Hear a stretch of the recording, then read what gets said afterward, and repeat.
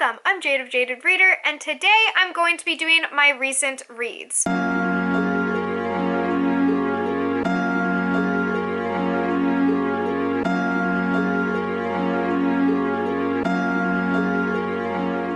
These recent reads will be going over several of the books I read for Bookopoly-thon, hosted by Becca from Becca and the Books. I also will have some other videos coming out where I talk about some of these books, but I did want to have a sit-down review session over some of these books to make sure that I talked about them because they're wonderful and fabulous and they deserve to be talked about in a structured setting. So, the first on my list is Girl in the Tower by Catherine Arden. This is the second in the Winternight trilogy by Catherine Arden, the first being Baron the Nightingale. Baron the Nightingale follows a girl named Vasya who is growing up in the Russian-inspired fantasy wilderness, and she's taking care of guardians who have been forgotten by her town and village after a priest rolls in and starts perpetuating his religion. Vasya is then estranged from her family and her society because she still has belief in the old gods, and when some of these old gods start becoming involved in her life, things take a really drastic turn, and you will have to read the first book to find out more. It's absolutely fantastic and whimsical, and I highly recommend it. And if you don't want to know any more about this trilogy going in, I will have a timestamped link down below. This is pretty fabulous, and it goes into this book, which was also absolutely fabulous. I really enjoyed the second book. I felt like it didn't suffer from middle book syndrome, as so many books I read do. I often do not like the second in a trilogy, but this one was less of a traveling book, more of taking care of an underlying problem. You still are dealing with a lot of themes having to do with self-discovery and identity, as well as family dynamics and Vasya's culture, but there's also a lot of really exciting moments. There's horse races, there's bandits, women dressing like men in disguise. I love several of these tropes, and I found it really enjoyable. So if you also find that enjoyable, you will definitely enjoy the second installment, and there is a continuation of romance from the first book that really starts to bloom here, and I think it's such a strange connection that was made, but it didn't take away from the plot or the characters. Instead, it was just a fun surprise that I ended up really enjoying. So I am very much so looking forward to the last book in the series. 5 out of 5 stars for Girl in the Tower by Catherine Arden. After that, I read this in a moment that I needed it most, and really, I don't recommend my vlog where I am reading this because it's sad and filled with pina coladas and me stuck inside of my house because my world, Oregon, was literally on fire. I was very much so clinging to it for the escapism aspects, and this is not my typical read. So, what is the Unhoneymooners by Christina Lauren? In this book, you have a girl named Olive. She is one of a set of twins, and her twin sister is getting married. At the wedding, you have a blowout of food poisoning, and somehow Olive ends up on the honeymoon that was meant for her sister and her new husband. The best man also ends up on this honeymoon, and it is them trying to get through this honeymoon unscathed, as they do not get along and have not gotten along in the past. I found this book to be a lot of fun, but it was like in the silly light way. I didn't feel like I was going on a grand adventure. I felt like I was going on a really lazy vacation, and that was exactly what I needed, as I was currently trapped in my house. Essentially, it was silly, it was fun. I loved the plus size representation in this book, as well as some of the other conversations and dynamics that happened around gaslighting and cheating. I will have some triggers down below just because I know some of these tropes can be really upsetting, especially if you have had to actually deal with them in real life. For me, I found that the pacing was really unusual. The first 3/4 of this book was really entertaining and really good, but I will say the ending is a little damp. I don't know another way of putting it without spoiling it. I will just say that there is a major plot shift and tone shift towards the end of the book that I wasn't really expecting and not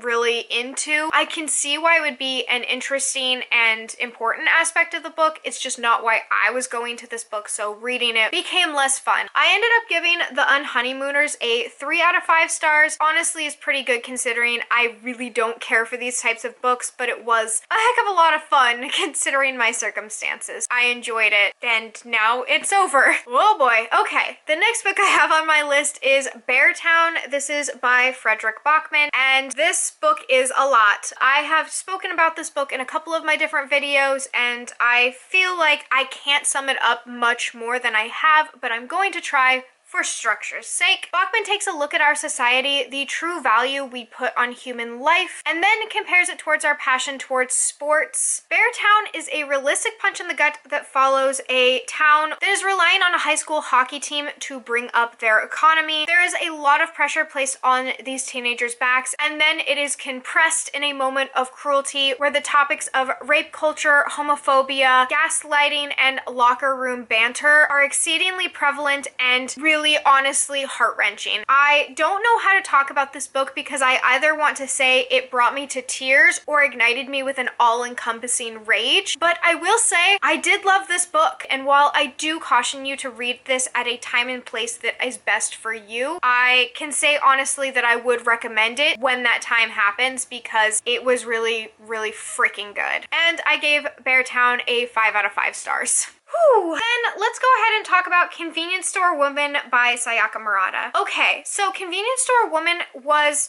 simply put a woman working at a convenience store, and more complexly put, a woman wanting to work at a convenience store for the rest of her life, and her having to go through the trials and trenches of interacting with people in a society that finds her outside of the norm and trying to understand human behavior for her own survival. While I didn't necessarily agree with all of the different points that this character made, I don't think that was really the point of the book. I don't think I was meant to agree or disagree. I was meant to listen and understand where this person was coming from and to understand that some people will heavily relate to this book while others will need to gain the understanding that people heavily relate to this book. I definitely fall into the latter category, and I am still thinking about this book weeks later. I also really enjoyed the interview that I ended up watching about Sayaka Murata. She is a very interesting human being, and I think she's honestly the only one that could have written this book. I have listed an interview with her down below, so if you're curious about her, go ahead and check it out, or if you've just finished the book and are wondering what the hell you just read, I think that the interview gives a lot of clarification and was just a really great way to wrap up reading this story. I did end up giving it 5 out of 5 stars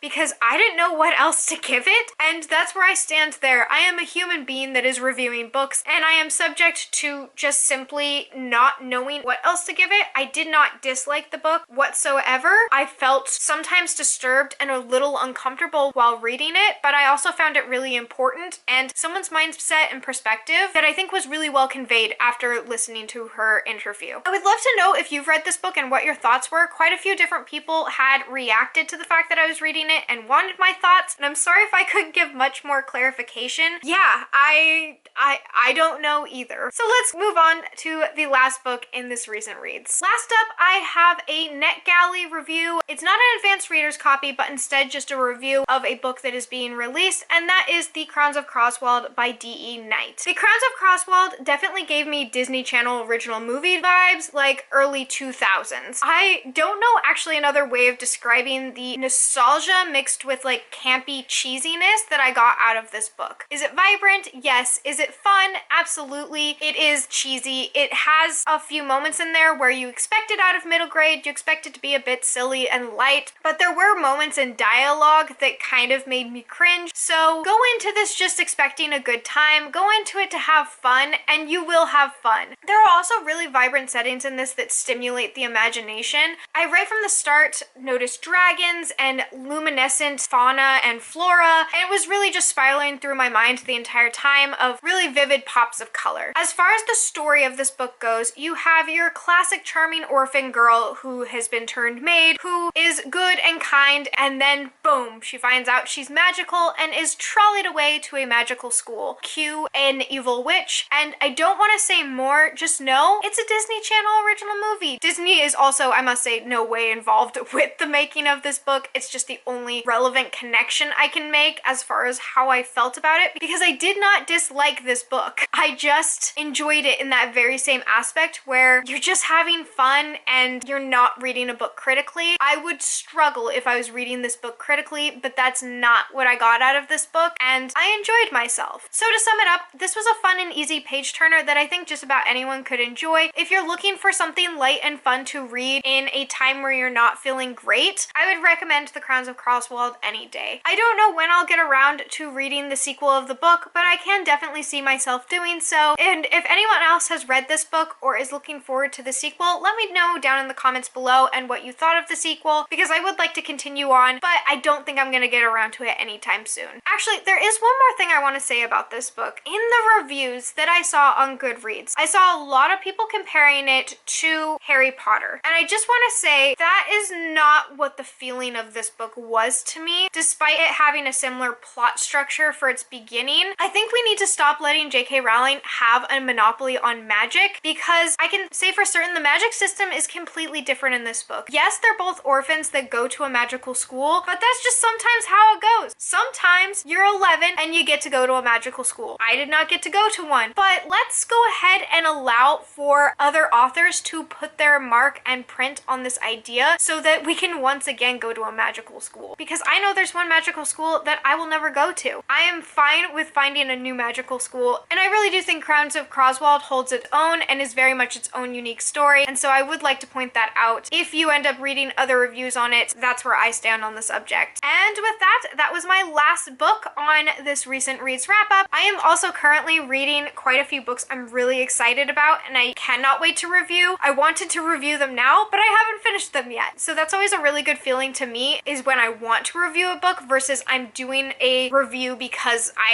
am a booktuber. What books are you reading that you're excited to get to and excited to talk about? Regardless if you tell me or not, though, I hope you're enjoying the sun or more stars wherever you are, and until next time, bye! There's horse races, there's bandits, there's... what is there? So, what is the Unhoneymooners? So what is the Unhoneymooners by Christina Lauren? The first quarter. What are you saying? Why can't I say words? It was good, but it was terrible. This wrap up, or recent reads. It's a recent reads. Dude, I just want to give up on this video, but I can't. The next book I have on my list is The Crowns of Croswald. The Crowns of... fuck. Was it a bit cheesy? Yes. Am I tired? What's happening to me? This is gonna be a hard one to edit, because I feel like I did that 3 different times. I'm tired. Oh, my leg's asleep. This is gonna be so messy. I don't want to edit this. Oh, it's only 2 p.m. I can edit this in the evening. I don't even have to edit this right now.